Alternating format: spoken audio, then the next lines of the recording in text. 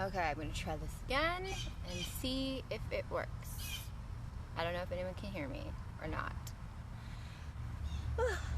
I don't even... Alright, is that better? Can you hear me now? I hope so.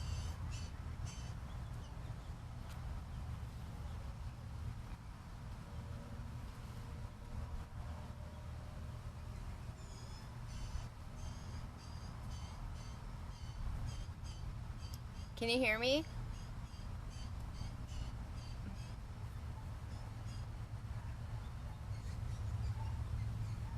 How weird. I don't know. Huh. Huh. Weird. I wonder. I don't know.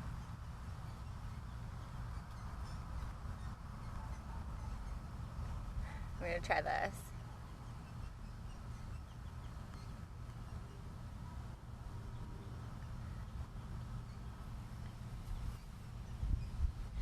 I tested it and it said I was good. I think it's your phone. I think. I'm not sure.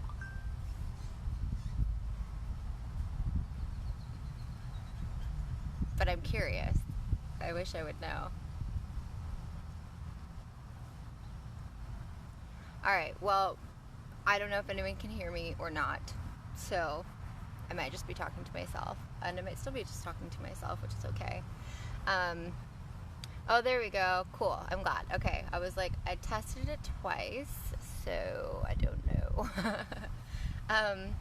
So anyway, I wanted to do an Instagram live just because, I don't know, I think making posts is fun, and at the beginning it was something that really helped me like stay accountable, and cool. And now, life is busy, and there's just some other reasons why I haven't been posting as regularly, so I figured a live would be a good time to just like talk about my experience now that I'm 18 months into sobriety, and then post this on my feed so anybody could see it whenever they wanted. And then maybe I'll just try to do this semi-regularly at different times for different people to be able to join in. I know quite a few of my friends that they were interested in doing something like this, but later. So I might... 33 years? Sweet, dude. I can't wait. I'm excited. Congratulations. That's huge. So I thought I would start by just kind of covering... Oh my god, that was before I was born. I was born December 10th of 1986. So, heck yeah, dude. Whole lifetime. Anywho, so of course, I've talked on this page before about, kind of what helped me in early sobriety. That's mostly what this page is just my early sobriety and kind of what, I needed and what helped me kind of get through those first few months. And I thought it was cool to document that process because, one, I wanted to be able to go back and look at that and be able to kind of gauge how far I had come. I don't go to meetings. I did go to meetings on tour. I did go to meetings unconventional meetings. When I work for like a hippie clothing company, and so when I was like 90 days sober, part of my job was to leave and go on a 6-week tour following Dead and Company around the country with my boss, who, and obviously people would hear that and be like, are you joking? Because it was definitely, I was surrounded by drugs and alcohol. Like a music tour, it's a band. And so, oh hey, cool, I'm glad you came. It's a band, the Grateful Dead. I'm not sure if you've heard of them, but they're a pretty big band, counterculture band, and shout out to LeBron James who made them like really cool recently. But anyway, so part of my job is to be around people who are partying all the time. Like I work in like more of the live event space, and so when I was like 90 days into sobriety, I had to go to work, and Okay, cool. I'm glad. Okay. I had to go to work, and so part of that was me going on a 90-day or a 6-week tour following Dead and Company around. And so my job is like to set up a booth, a clothing booth in like the parking lot where everyone's partying, and then to hang out all day long, and then go to a show, and then hang out after people go to the show with them who have been partying all night.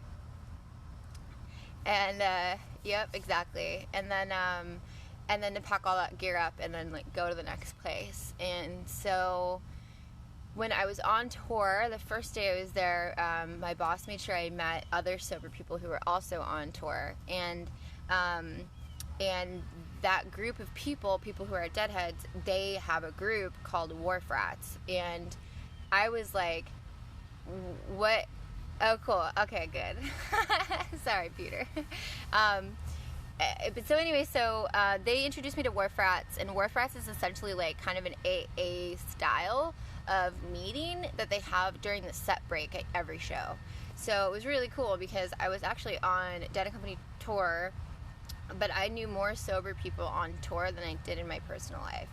And I think that just having that exposure to people who were like more like me, like I'm more of a hippie, I'm not, I have a challenging time sometimes, with more of a traditional lifestyle, I guess, and so it was really rewarding for me to go to those meetings and to like listen to stories of other people who were also, had a very similar experience to me. I could relate to them because they were music fans, and they were passionate about music, and they were passionate about having fun, and they were passionate about living ethically and in line with their values. But they were also just normal people, and there wasn't this veil of like somehow they were better than anyone else because they were sober now. Like, they didn't look down at the dude who's doing like balloons in front of their booths and stuff. And I think that being in a space of sobriety without judgment was just really cool. And so to be able to like, just be in this environment where I felt like I wasn't just being judged for being sober, and I wasn't being judged for doing drugs. I just was able to kind of be. So that is the only time I went to meetings. I would definitely go to Wharf Rats meetings if they had them like out in the world. I hope they do. I'm sure they do somewhere. But so no, that was the only time I went to meetings. I tried to go to AA. I tried to go to NA. I just had a really hard time with it. And yeah, I'm down to share my story with anybody, like, if it helps somebody. I mean, that's the whole reason. Like, I don't particularly, like, honestly now, that's kind of why I wanted to do, like, a live, because I feel like then it's not so contrived. I feel like a lot of the time, like, what I see on Instagram and what I see at AA and what I see, like, not to like compare anything and look at it as a negative, but I just didn't vibe with this kind of idea that, like, I feel like sometimes in sobriety it's like you're supposed to just kind of like, I don't know, either like dismiss who you've been or like shun that person and shun yourself. Like, you're not capable of being sober on your own. You have to give yourself to God. Not that I think that's a bad thing, okay? I don't think that's a bad thing. Oh, cool. Yeah, maybe I'll check it out on Saturday. But anyway, so for me, like, something didn't jive with that. I didn't like this feeling of kind of like separateness from taking ownership and taking accountability for my choices. I know that might not be what it was or what it is for other people. Maybe it was just my experience with it. But I just felt like there was a lot of shame in those rooms. And I just was like, I had felt ashamed of myself for a long time. And I didn't want that anymore. I didn't want shame to be a part of my story. And I wanted to get better. So for me, I went about things a little bit differently. I went about things the way that worked for me. And that's kind of more what I wanted to talk about, what I talked about in my early sobriety, which is like, what were those key things in the beginning? But then also what I wanted to talk about was like a year into a year and a half of sobriety and what that felt like. Because from month one, is the hardest, I think, for a lot of people, right? Because you're like trying to decide if you're really going to be able to do this. And once you get past that mental block in the beginning, like I tell everyone, do something for 21 days. If you do it for 21 days, it becomes second nature to you. So don't commit to doing anything forever. Just commit to doing it for 21 days. And you'll be surprised at how easy it is to continue doing it after that. And that's how I looked at it in the beginning. So I just committed to 21 days of sobriety. I'm very grateful that I'm at 18 months of sobriety, but I never promised myself that, you know, I never looked at it that way. So in the beginning, like I've talked about before, you know, I got super into, and these things have changed. My views on this stuff has changed. I just wanted to talk about a little bit about what worked for me in the beginning, and then I'll go back and kind of talk about how things have changed for me and maybe what I would have done differently. So in the beginning for me, you know, obviously you remove yourself from substances, right? Like you're sober now. The second thing that I did was I really got into learning more about my hormones. Men, women, we all have hormones. They are what controls and regulates. Oh, that's really cool. I didn't know that about Ayurveda, the 21-day thing. I'd be curious to learn more about that for sure, because I definitely feel like the commitment to 21 days has helped me so much in just doing anything. I've accomplished so much in the last year and a half just by saying I'll be committed to 21 days. So, cool. So, yeah, in the beginning, I really got into studying my hormones. I found an amazing person who's on Instagram. Her name is Coach Jolinda. I actually was supposed to have a one-on-one health coach with her yesterday, and it just couldn't happen. Yeah, cool. No worries, Peter. It's good to see you, and I'll check on your page on Saturday to see what's going on over there. Thanks for stopping by. So Coach Jolinda, she talks a lot about hormones, and you know, men, women, it's important we all know that we all have hormones, and that those are essentially like what regulate our ability to feel happy. And those get pretty out of whack when we start using like synthetic things to stimulate different hormones or to promote different hormones. Hormonal imbalances happen from so many different things, and I'm sure that you know, anybody who's taken the time to learn more about hormone health can tell you that a lot of the things that we feel, like whether it's, you know, anger, pain, sadness, hopelessness, you know, all those like things that we associate with negative emotion, that's like your hormones. And so it's very real, sober, not sober, you know, exhibiting addictive personality stuff or whatever, you know, normal people, I don't know what you call yourself if you're not fucked up, but whatever. But it's like that's your brain responding to hormones in your body. So while we can feel like a lot of this comes from outside stuff, and it does, I really found for myself that when I dialed in my hormones and I was taking my B6 every day, and I'm taking my selenium, and I'm eating my Brazilian nut, and I'm taking my multivitamin, I feel better. And it's amazing, right? So the cool thing that Coach Jolinda does, and like I am reluctant, I don't want to share someone else's stuff, right? I want you to like go to her page and follow her. But I will say that one of the things that she did that I started to do because of her was I started to monitor my mood. And so as a woman, I monitored my mood and my moon cycle, because when you're moving into different phases of your moon cycle, your estrogen levels are up or down or whatever. That's why you poop so much before your period, because you're getting rid of estrogen. And when your estrogen's low, then, you know, you feel more stressed, more irritated, you know. So also too, stress hormones like cortisol, you know, if you're in this constant mode of stress and you're in this constant mode of sadness or whatever, and you know, you could really look at, well, hey, maybe my hormones are out of balance, like, and sure, maybe my drinking and my drug use contributed to my hormones being out of balance. Maybe me growing up in an abusive family situation growing up was I'll send you links to Coach Jolinda for sure, or I'll figure out, I'll send it to you on here, because her page is great, and she has a free ebook that you can download to monitor this stuff for yourself, and it gives you kind of like a heads up on what this cycle is and what you could be feeling. And so then you kind of can supplement or eat, ideally, right? You want to eat whole foods. Ideally, then you want to eat to promote the counter or to promote the hormone that you're trying to get to do whatever you want to do.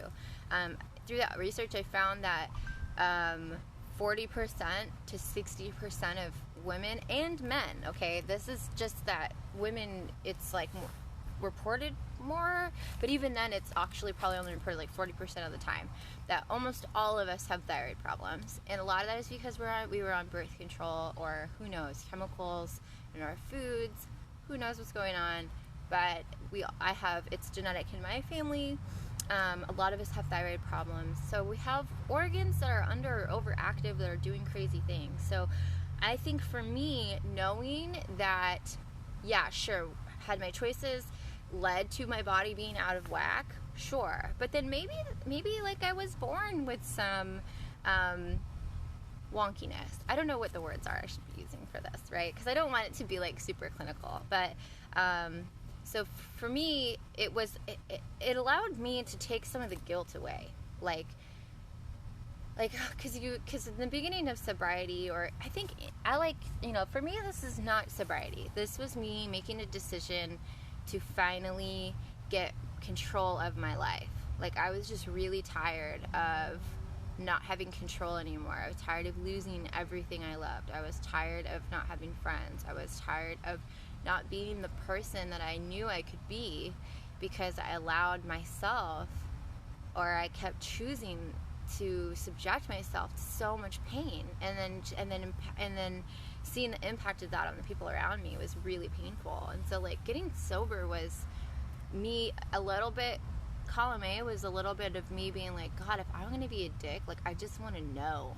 I just want to be in control of that. Even if I'm a bad person, like, I want to know it's me doing it. It's not alcohol doing it. The other part of it was like, I was just really tired of not, just not getting shit done and being sad all the time. You know, it was like not a really good mental place to be in. And I also knew I was avoiding trauma that I hadn't resolved. I had experienced a sexual assault that happened 3.5 years ago now, and I'm still in therapy, and I've been in therapy for over 6 months, and I still haven't actually talked about that incident with my therapist. So, you know, there's a lot of things that lead to a person being where they are in life. And so for me, it was not so much about me saying, I'm going to get sober and this is going to fix everything. Me, it was like, I'm going to get sober because life is fucking hard enough, and I got to figure this out. I got to figure life out. And I'm not just, it's not about alcohol. Alcohol is just the symptom. Me abusing alcohol is a symptom of something deeper. So how do I get the systems internally to a place where I feel balanced and I feel healthy enough to do the work to get to that deeper stuff? In the beginning of sobriety, I would not highly recommend that people go deep and try to figure out all your shit right away. I think it's more just about making a commitment to making healthier choices for yourself. And so that went, for me, to hormone health, looking at hormone health, making sure I adhered to eating healthy for me. At least not putting as few synthetic things in and on my body as humanly possible. Because the synthetics, in my opinion, the synthetic things that we consume are toxins, and our body doesn't know what to do with those, and they can throw shit off. And so, based on everything I've read and researched, I just tried to eliminate that. Tried to eat food that promoted the hormones that I wanted in my body. So I implore you, men and women, or gender non-conforming, anybody who has hormones, which is all people, there we go, that works. I implore people who have hormones to learn about your hormone health specifically, and if you can, get to a doctor and do your blood panels. You can see what your what different hormone levels are in your body, and kind of read about what foods help to promote that and all that stuff. So that was kind of the first thing for me. So I wrote like a bunch of notes because I was like, I knew I was going to ramble.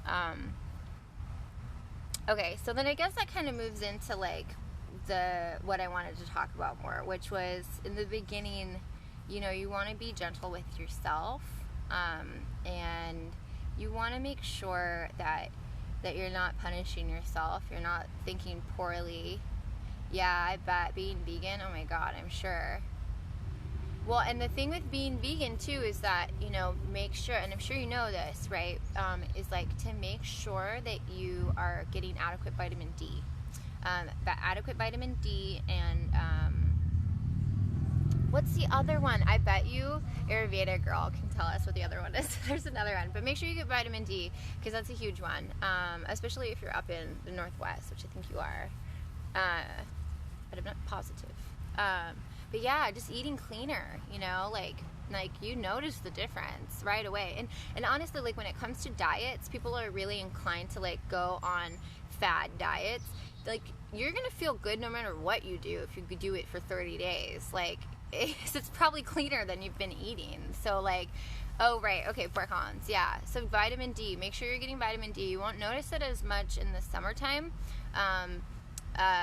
but definitely in the wintertime. People think because Colorado is so sunny that they don't have to worry about vitamin D because they're getting sun, but it's actually just about the position of the planet and its distance from the sun and whatever, all those things. So it's good to supplement with vitamin D if you are noticing any type of like seasonal depression. Also, vitamin B6 is a big one for me. I take vitamin B6 every single day.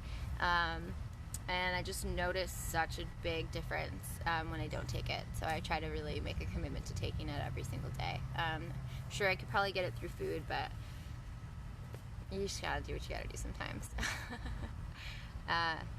Yeah, definitely look into it then. Okay, so like I said, so like in the beginning, you know, you want to be gentle with yourself, and you kind of go through this stage of like gung-ho empowerment, right? Like you're like, I fucking got this. Like, I am the shit. I have changed my life. I feel so not laughing like in a bad way, but it's like you have to pump yourself the fuck up because you're changing your life and it is not easy, okay? And that's fucking awesome. Like, you need to do that. Like, you need to believe in yourself. You need to be like, you know what? You are a strong person. Got this.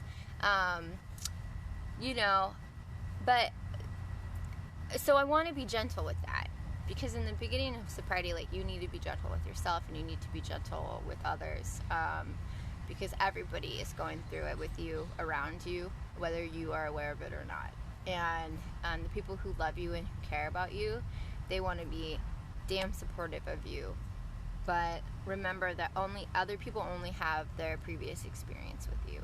And so one thing that, you know, was probably a lot harder for me to accept than I realized at the time, and now looking back, I see that it really bothered me and was like, you know, so one more thing. So in the beginning too, mindfulness, right? Mindfulness is like everyone's favorite word now, but it's true. Practicing mindfulness is good, but so in the beginning too, like I started eating right, you know, for my body, and I started, and my mental health mostly. I started eating for mental health. I started, you know, paying attention to those hormones, and then I started practicing mindfulness. I had a very, very, very negative, repetitive self-dialogue in my head that I would wake up with every single morning. And to be totally honest, I still, when I'm going through stressful times in my life, I still have night terrors. And so when I wake up in the morning, which is when your cortisol is the absolute strongest it will be for the whole day, just in case there is a velociraptor that's going to eat your face as soon as you open your eyes. Cortisol is so high in the morning, and I would have these crazy negative thoughts. And so I made a commitment every single day to doing affirmations, positive affirmations. I had an app on my phone. I've told people this so many times who want to make changes in their lives, and they will never do it, and they still are doing the same shit. And I'm like, do it. Do the affirmations for 21 days. I'm telling you, it'll fucking change your brain. I'm not joking. I don't have any reason to lie to you about my full staunchy belief that, like, I did this, but I did this through training. I didn't do this on my own. None of us are doing this on our own. No one who gets sober is like, I did this. I mean, yeah, they all are, and we did do this. But no, here's the thing, is people are like, it's so hard. That's because you're not taking advantage of the tools out there. There are tools. There are people. There are other people who have gone through this, and they want to help you go through it too. You don't need to reinvent the fucking wheel. Go find those people. Go find the pages. Go find Coach Jolinda. Come here, you know. But I'm going on a tangent. But so anyway, where did I go? I gotta go back. Okay.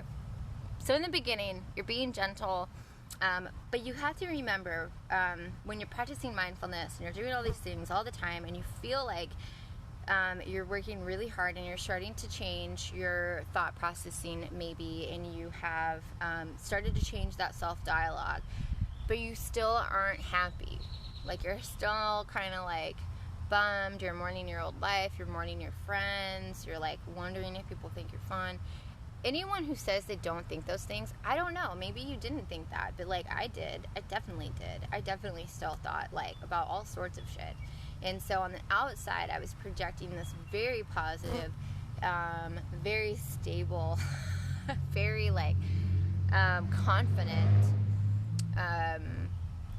like demeanor or strength, and like I was doing that for myself. I was doing that for me so that I could show myself I could do this. It was literally like two different people. But inside, I still totally had those thoughts. I still totally thought those things. I still woke up every day in that zone and had to do affirmations to get out of it. And so what I don't think people talk about enough in sobriety, based on what I see, is that side. The side that doesn't feel good. Because sobriety is awesome because now you're not limiting your potential, but that does not mean that you're, you know, suddenly like everything's better. It doesn't mean suddenly like every relationship in your life gets better. It doesn't mean that suddenly, you know, work is just so much better.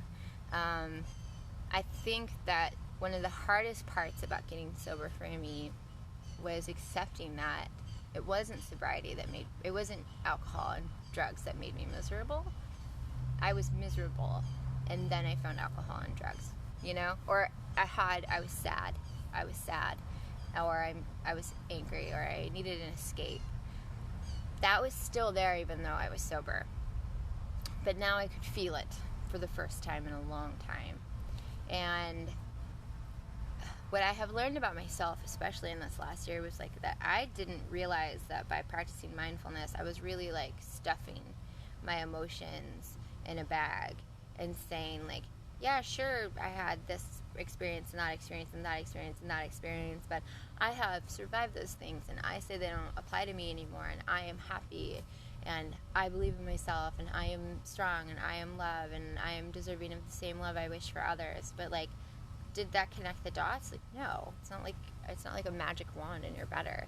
So that's kind of what I wanted to talk about, was like, okay, so you're being gentle with yourself in the beginning, and then you remember that you only have that your friends or your family, like the people around you, like they only have your previous experiences for them.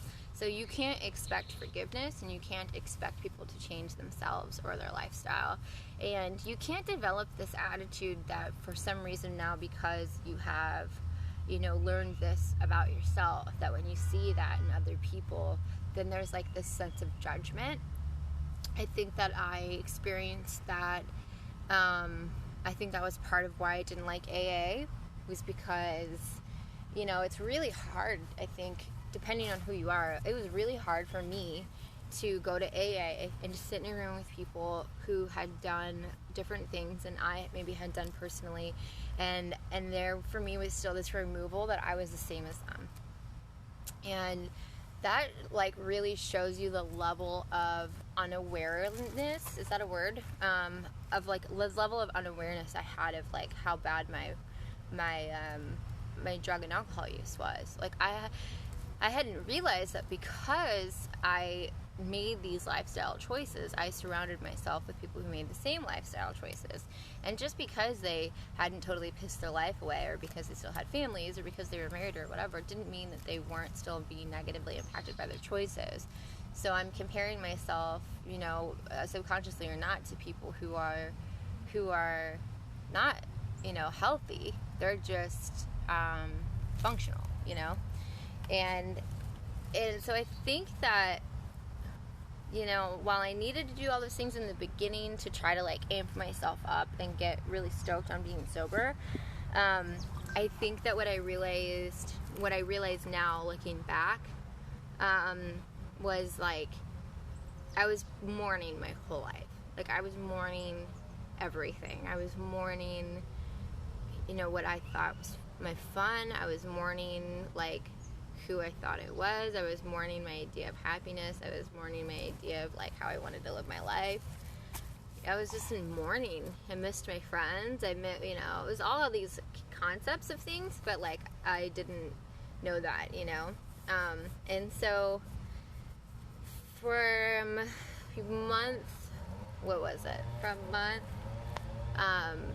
3 to 6, I would say that I was just so gung-ho about diving into my life, like about getting shit done. I was super amped up. I doubled down on just getting stuff done for myself. I was very task-oriented. Like I said before, if I was going to do something that was like 3 weeks long, I wanted to do multiple things that I was going to do for that period of time. So like each week I would start doing one thing for the 21 days. And so I've started businesses, you know, all sorts of different things. So from 3 to 6 months, I really just focused on kind of like getting my affairs in order, and making sure that I just was like getting my life kind of back on track and in the direction that I wanted. But then from 6 months to a year, I kind of hit this wall where I stopped posting on social media about my sobriety and I stopped talking about it, because at about 6 months, I wasn't stoked on being sober anymore. I wasn't like gonna start drinking, and I wasn't, you know, gonna start like doing anything again. But I didn't feel like I should share anything, because I was like, well, I don't want other people to feel like this. Like maybe the way I did it wasn't right. Like maybe I should have gone to meetings, or maybe I should have done this or that. And so I just needed time for myself to like figure out what I was feeling and what was going on. I think another thing that I kind of realize now when I look back at it was that I had really kind of surrounded myself in this really like kind of toxic positivity that I like, you know, was seeing all these other accounts and other people and their experiences, and they seemed so happy, or they seemed so in control. And I was sitting here like, why don't I have that? You know, I've been doing all the steps. I've been doing the mindfulness. I've been doing, you know, everything, studying the hormones, all that stuff. And I'm like still not happy. And I realized then that that's probably when I needed to like actually go talk to somebody about what was going on with me, and you know, why I seemed to be struggling with feeling happiness. Because I was like genuinely worried about my like, shit, you know, what's wrong with me? And when I went in and I finally saw a therapist, it was a big relief to have someone tell me like, you know, one, I hadn't felt anything for so long because I drank so much. So for me, what I thought was fun wasn't actually fun, or wasn't actually happiness. It was being void of emotion. I thought being void of emotion was happiness. And so I worked very hard for a long time to not feel anything. And I thought that my not feeling things and my mindfulness surrounding, you know, controlling my anger, controlling my outbursts, was like the pathway to my happiness. And what I realized was like that wasn't the case. That in fact I was really just suppressing my true emotions and not allowing myself to feel them. And after I kind of accepted that, then I started to feel a lot of stuff, and I started to really feel and have the ability to not just look at myself as a victim of my circumstance, and to not just look at myself as someone who had all these things happen to her. But that's when I finally could open up and look at what it must have been like to be near me, or to be around me, or to have a relationship with me.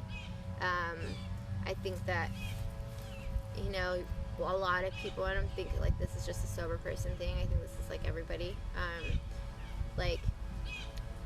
well, sorry, someone keeps sending me messages and it's just like super distracting me, and I keep forgetting my train of thought. Darn it, what was I just talking about? I don't know.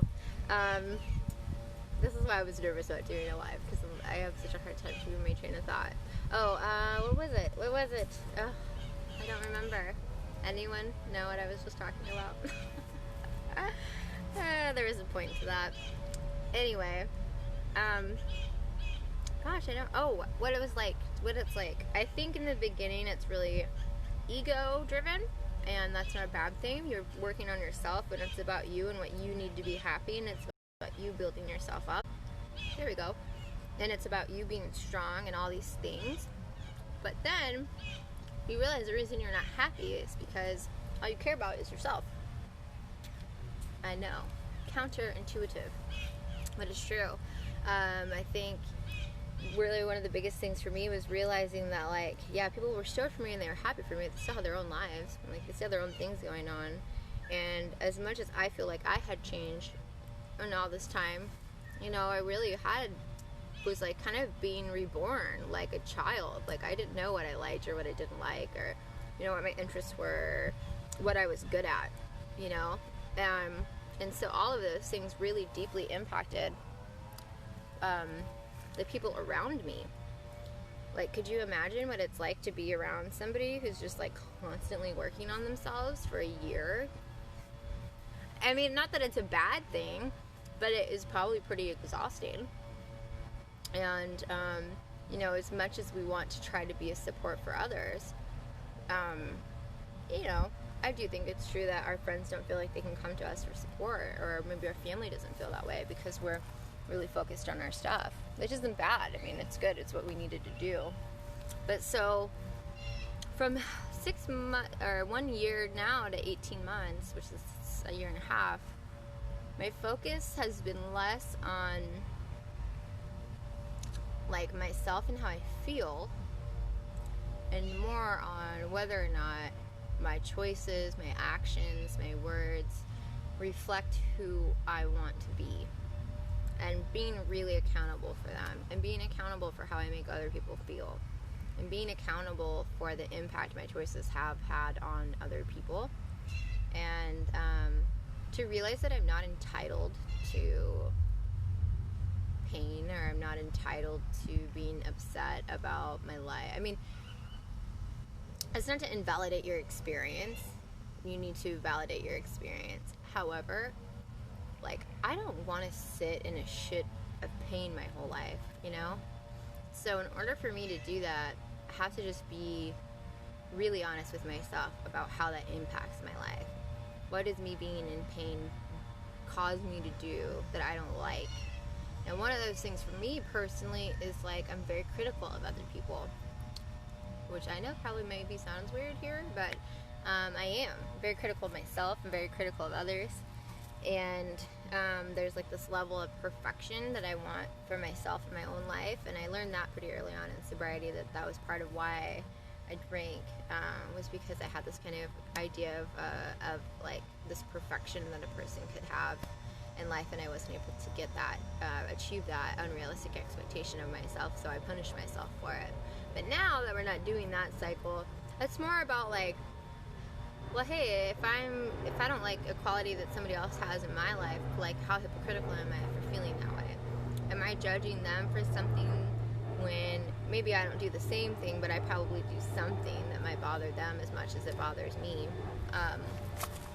I think that, like, Charlie, that's my dog.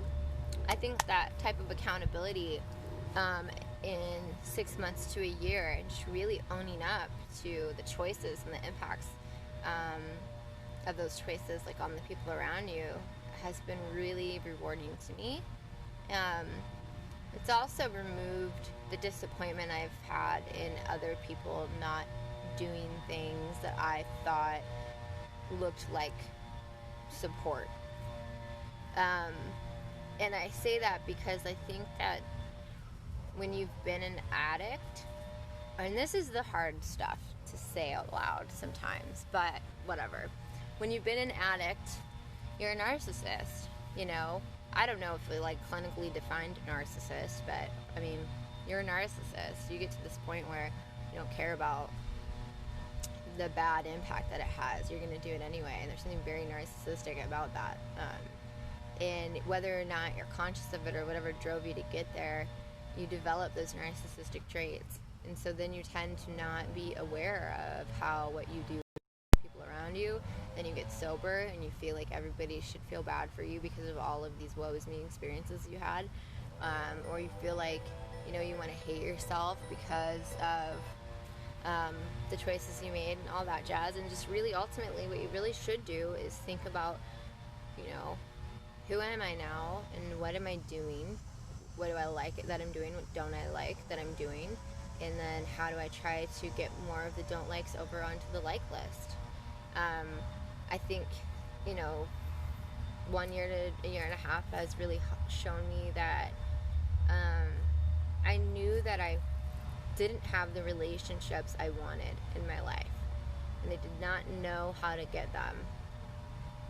But I knew that if my focus became still myself, however, making sure that it was more about me being aware of myself, me being aware of the choices I'm making and how they're impacting other people, being aware of how other people are showing me love, and being aware of other people's love language. Also, you know, being aware of the fact that I can be, you know, for me personally, like I had a lot of resentment towards different people and different things and institutions and whole gender. And I had to kind of resolve that stuff, you know, like, you know, I feel like there's still a lot of cattiness in sobriety. There's still a lot of like putting people down. There's still a lot of judgment, and like I don't vibe with that. I think this whole idea of like, you know, just shitting rainbows and butterflies is bullshit. And that we're not perfect, and that we're not entitled to feel good all the time. And the more we try to convince ourselves that happiness is what we're looking for, the less we really focus on healthiness. And I think that getting sober is really just about getting healthy and making healthy choices for yourself. And so, yeah, that's kind of where I'm at now. You know, I'm seeing a therapist, a new one, because they moved, and that was kind of a bummer. And I'm just trying to work backwards now on making sure that at least if I feel like I need to work through this stuff, I'm working through it with the right people. I'm not unloading on my friends in unhealthy ways. I'm not unloading on my boyfriend or my mom in unhealthy ways. I'm also forgiving them for, you know, maybe still treating me like the person I was before, because they don't even know who I am now. Reestablishing what my boundaries are with people. Now a big thing for me is to tell people that I appreciate feedback and I appreciate encouragement, I appreciate guidance, but I'm not asking for help. So I don't want people to try to fix things for me. Relearning what all that looks like. 'Cause, yeah, it's just a lot. And that's pretty much that. I mean, if anyone wanted to know more about, like, you know, the nitty gritty or specifics of like things that I've done, or like with what I've done with work, or how I've navigated friends or moving or a pandemic or whatever, I mean, I could talk about like some of those things more, but I don't know, this feed is kind of weird. I think I'm too far away from my house, so this signal is not good, but I'm happy to talk about those things. But that's kind of just what I wanted to carry into today, and those were a lot of really random thoughts, and I don't even know if that was cohesive at all or interesting, but I hope it was. But yeah, that's just kind of my experience up until now. And I'll say that this summer, when I kind of finally accepted that, like, something needed to give, you know, I was holding on to knowing that I needed to be, you know, mindfulness is powerful, right? I didn't want to be angry, I didn't want to be mad at other people, which, like, I don't know if you fucking turn on anything, the world is enough to do this to you right now, you know? So throw in any type of other stress and you're going to get there. So being super mindful of how I did not want to behave, but really not knowing how to resolve those emotions, finally accepting that, and just being like, it's okay. It's cool that you don't fucking want to shit rainbows and butterflies all the time. Something about doing that just really, like, released a lot of it for me. Released a lot of pent-up energy and things I was feeling.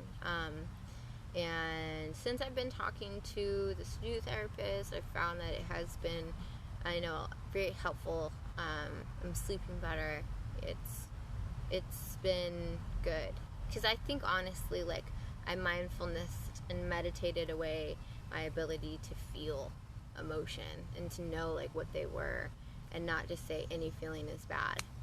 So I'm definitely starting to feel again, in, like, healthy ways, and learning what those feelings are has been pretty intense, but also really rewarding. I feel more in control of myself. I feel like I'm aware of how not in control of ourselves we are, and that's pretty interesting too. But overall, being sober is dope. I love it. It's awesome. I can't believe I drank like I did before. I can't believe that I don't now. I can't believe how easy it was to stop. So that's pretty cool to me. Oh, I love you, Fady. Fady's awesome. You're all awesome. I love everyone. And honestly, too, like, I'm just, you know, my close friends, the friends who've known me for a long time,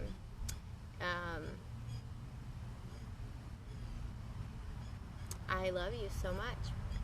So grateful, and, you know, I know how painful or hard or challenging or hurtful it must have been to see that or to watch that. Or, you know, I saw a video of myself when I first got sober recently, and I was like, wow, this person has no self-confidence. She was just a shell of a human being, hardly anything left. And I remember how I felt. And I just, you know, it hasn't been until very recently, within the last couple of months, I've been doing exercises where I imagine what it would be like to have a relationship with me.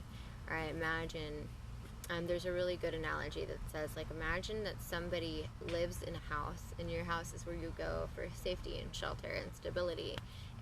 But every time you go home, the key doesn't always work. Or, you know, the windows are all broken. And imagine what it would feel like if you, like, you know, went home and you felt that every single day. And then imagine if somebody, like, went home and that's what their home life is like. They don't know if they can get in, they can't, or so maybe that day that person couldn't get into the house that day. And then they have, like, a dinner plan with you. And so when they come to have dinner with you, what is that person going to be like? You know, are they going to be distraught? Are they going to be happy? Are they going to be freaked out? You know, what's that going to be?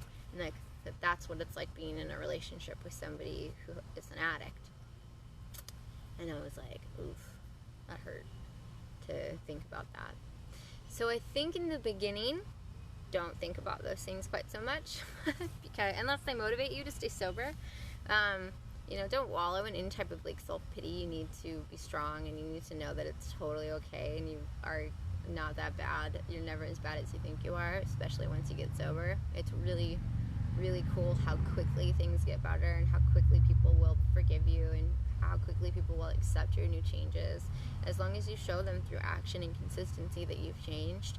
But I'll definitely say that You spend the first part of the journey, I think, building that ego up so that you know you can have this, you have the strength to get through it.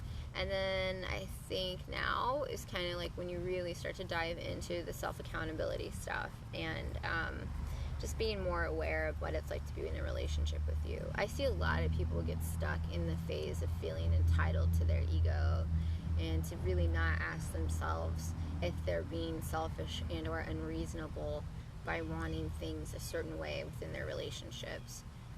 The level of inacceptance, the dismissal of people, you know, this very kind of like black and white view of right and wrong, and there's no room for moral ambiguity.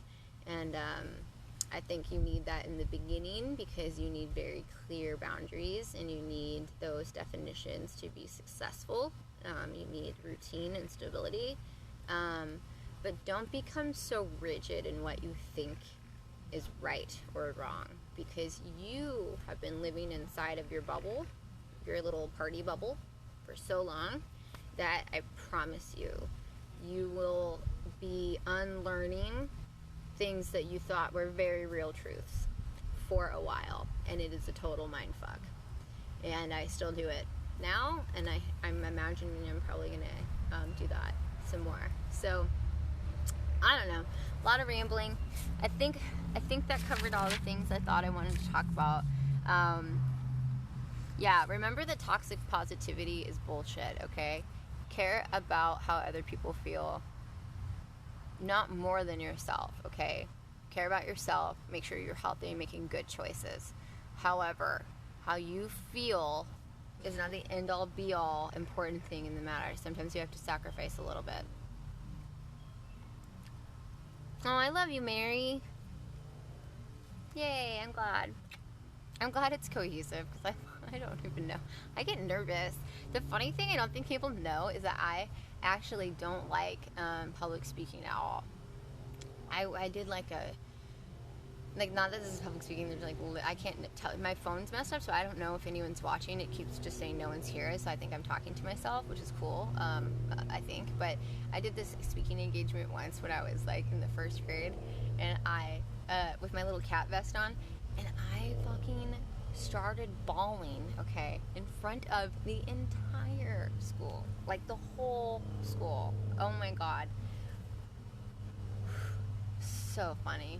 But I kept doing it. That's the fucked up thing. That's me. Just kept doing it. I did it again. I did it like 3 times. All in elementary school. So anyway, I get nervous. But I think part of all the reason why I like to share stuff is just because like I do follow all these pages on Instagram, and I do follow all these accounts, and they all push kind of the same narrative of like fucking work out and get your swole on and like practice mindfulness and get into fucking Deepak Chopra and you're gonna feel great. And it's like, don't be disappointed if that's not true for you. I'm still great, and I'm still happy, and my life is still good, and I'm still feeling successful, and I'm still getting things done, even though you know, I'm not feeling fucking great all the time about it, and it's totally okay. I think that's kind of the point for me, is like, I don't like this toxic positivity. I want people to know that, like, you know, suffering is selfish.